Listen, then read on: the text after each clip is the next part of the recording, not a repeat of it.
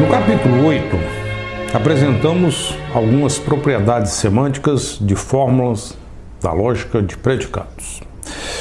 Na sequência, no que veremos a seguir, consideraremos a análise de alguns métodos semânticos de dedução que também identificam propriedades semânticas das fórmulas da lógica de predicados. A questão é a seguinte: no presente contexto, ou seja, das fórmulas da lógica de predicados, os métodos de dedução apresentados, por exemplo, lá atrás no capítulo 4, nem sempre se aplicam adequadamente. Logo, é necessário modificar aqueles métodos, os métodos que apresentamos, que utilizamos na lógica proposicional. E é interessante observar o seguinte, que, por exemplo, o método da tabela verdade é um método semântico que a gente utiliza na lógica proposicional. E, para os iniciantes no estudo da lógica, é frequente que eles imaginam que é possível resolver qualquer coisa utilizando tabelas verdades. Isso é tão frequente que há cursos de lógica que ensinam somente tabelas verdade. E imaginam que fazendo dessa forma estarão, digamos, quase que esgotando o assunto da lógica. É claro que isso é falso e muito falso. Tabela verdade é apenas um método semântico que utilizamos para resolver alguns problemas da lógica proposicional. E tabelas verdade não se aplicam adequadamente no contexto da lógica de predicados. Veja um esquema. Considere a fórmula. Para todo x, px implica pa. É claro que essa é uma fórmula válida. E a demonstração desse fato, de que essa fórmula é válida, é uma demonstração feita sem o uso da tabela verdade. Nós já o fizemos. Mas imagina que seja o nosso desejo montar uma tabela verdade associada a essa fórmula. Podemos escrever aqui nessa coluna essa subfórmula, aqui nessa coluna escrevemos esse átomo e aqui a fórmula, a implicação. A questão é a seguinte: como preencher essa tabela? Afinal, aqui estamos falando para todo x, px. Olha, mas para que essa fórmula seja verdadeira ou falsa, dependemos de várias coisas. Dependemos, por exemplo, de saber sobre qual domínio estamos falando, qual é o universo do nosso discurso. E coisas como essas não estão representadas, digamos, na tabela. Então, o que temos é o seguinte, que a análise semântica dessas fórmulas demanda conhecimento, por exemplo, do domínio da interpretação e de outras coisas. E é por isso que não é possível preencher a tabela. Ou seja, pelo uso de tabelas verdades, não podemos ter, digamos, progressos na análise semântica de fórmulas como essa, que possui quantificador. Um outro método que usamos na lógica proposicional é o método da negação ou redução ao absurdo. E aí surge a seguinte questão: será que é possível utilizá-lo no contexto da lógica de predicados?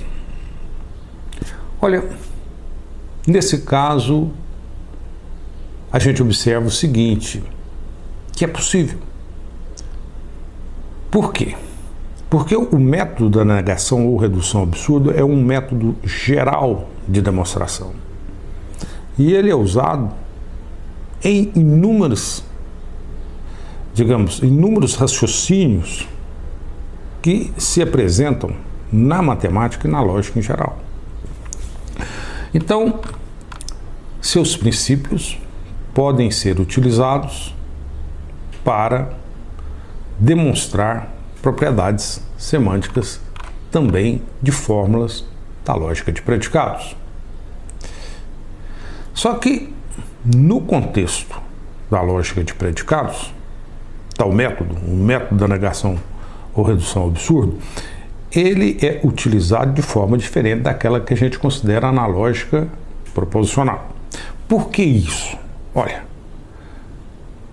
pelas mesmas razões que, em geral, não utilizamos tabelas verdades na lógica de predicados, não é possível distribuir valores de verdade T e F ao longo da forma, como fazemos na lógica proposicional quando utilizamos o método da negação ou redução ao absurdo. O exemplo a seguir utiliza o método da negação na lógica de predicados. Veja como fazemos isso. Considere essas duas fórmulas, H1 e H2. Temos aqui fórmulas da lógica de predicados que contêm quantificadores. Não existe xpx ou para todo x rx. Aqui, para todo x, e no escopo desse para todo x, temos px implica rx. Vamos mostrar que H1 implica H2. E vamos fazê-lo usando o método da negação ou redução ao absurdo. E, nesse método, então, supomos, por absurdo, que H1 não implica H2. Ou seja, se H1 não implica H2, isso significa dizer que existe uma interpretação I que interpreta H1 como verdadeiro e H2 como sendo falso. Mas o que significa H1 ser verdadeiro e o que significa H2 ser falso? Desenvolvendo a interpretação de H1, que está escrito aqui como sendo verdadeiro, desenvolvendo, obtemos essa afirmação. Por outro lado, desenvolvendo essa afirmação, que é a afirmação que diz que a interpretação de H2, que é essa fórmula, é falso, obtemos essa afirmação. Vamos certificar que essas duas afirmações são contraditórias. E se são contraditórias, podemos concluir que não existe interpretação que interpreta H1 como sendo verdadeiro e H2 como sendo falso. E daí temos a conclusão: H1 implica H2. Mas, afinal, por que essas duas afirmações são contraditórias? Observe o que essa afirmação está dizendo. Ela está dizendo que para todo D no domínio da interpretação, é um fato que PI aplicado a D é verdadeiro e RI aplicado a D é falso. Em outras palavras, essa parte nos diz que o conjunto P é igual ao conjunto U. Por outro lado, essa parte nos diz que o conjunto não R é igual ao conjunto U.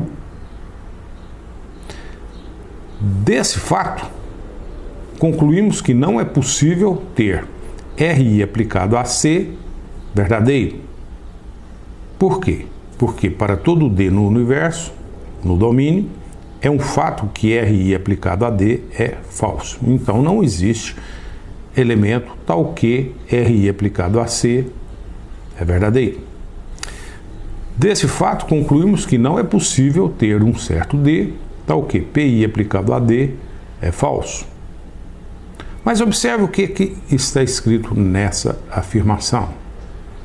Nessa afirmação está escrito o seguinte: temos aqui uma disjunção. Esse fato ocorre ou esse fato ocorre. Do lado de cá está dito que para todo D no domínio é falso PI aplicado a D. Isso ocorre ou esse fato ocorre, ou seja, para todo C no domínio é verdade RI aplicado a C. Observe que não é possível ocorrer nem essa parte e nem essa. dado que não é possível ter tal fato e nem esse. Portanto, essas duas afirmações são contraditórias. Conclusão: H1 implica H2. Observe que aqui, o que fizemos aqui é exatamente uma estratégia, um raciocínio que supõe o absurdo, que é esse, e chega em afirmações contraditórias. E dado que, a partir do absurdo, chegamos em afirmações contraditórias, concluímos o fato inicial. Isso é próprio, característico do método da negação ou redução ao absurdo. Só que colocado de uma maneira diferente, num contexto bem diferente daquele que consideramos na lógica proposicional. Além de tabelas verdades e do método da negação, analisamos também, na lógica proposicional, o método semântico dos tableaus. E o que vamos fazer a seguir é considerar uma extensão desse método, do método dos tableaus semânticos, para a lógica de predicados. E como é extensão, vamos usar para apresentar tal método uma estratégia similar àquela que consideramos na lógica proposicional. Ou seja, vamos apresentar inicialmente os elementos básicos desse sistema semântico de prova, que é uma extensão daquele que consideramos na lógica proposicional. Veja então os elementos básicos do método dos tableaus semânticos na lógica de predicados. Os elementos básicos do método dos tableaus semânticos na lógica de predicados são esses três. O alfabeto agora, nesse contexto, é o alfabeto da lógica de predicados. E, portanto, temos também um conjunto de fórmulas que são fórmulas da lógica de predicados. Além desses elementos fundamentais e básicos, temos também um conjunto de regras de dedução. E quais são essas regras?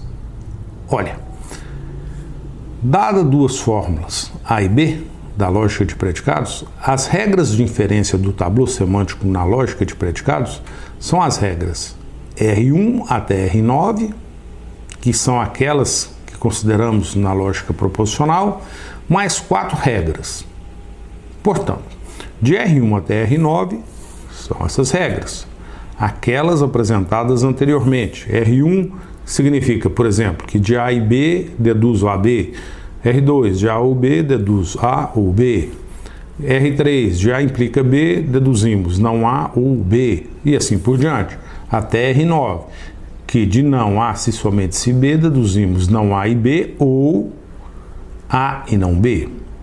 Ou seja, o esquema é exatamente o mesmo apresentado anteriormente. Só que, nesse contexto, tais fórmulas, A e B, são fórmulas da lógica de predicados. Estamos agora num contexto da lógica de predicados. Além dessas 9 regras, temos mais 4, que são as regras que tratam dos quantificadores. Observem que de R1 até R9 não consideramos quantificadores. Por isso, são as mesmas regras que utilizamos na lógica proposicional.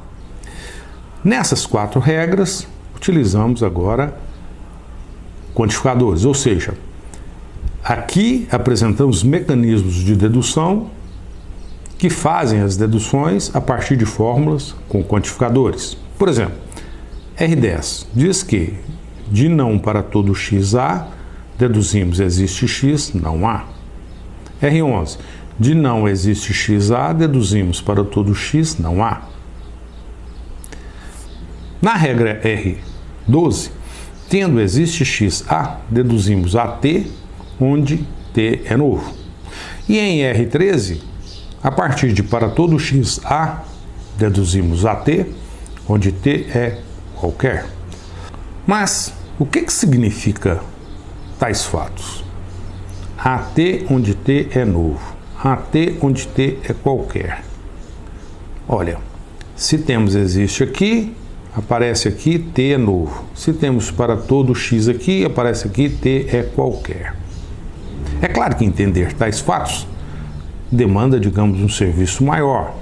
Vamos ver isso com cuidado nas próximas aulas. O que significa deduzir AT, onde T é novo, a partir de existe X, e deduzir AT, onde T é qualquer, a partir de para todo X, A. Portanto, o que faremos nas próximas aulas é estender o método dos tableaus semânticos, aquele método utilizado na lógica proposicional, para o contexto da lógica de predicados. E seguiremos os mesmos passos quando analisamos tal método no contexto da lógica proposicional. Ou seja, inicialmente vamos entender o significado das regras. Depois, entender como selecionar uma regra a ser aplicada. E depois, entender como construir um tableau. E finalmente, dado o tableau construído, digamos, fazer uma análise desse tableau e ver o que é possível de concluir a respeito de propriedades semânticas das fórmulas. E agora sim, no contexto da lógica de predicados, ou seja, de fórmulas da lógica de predicados.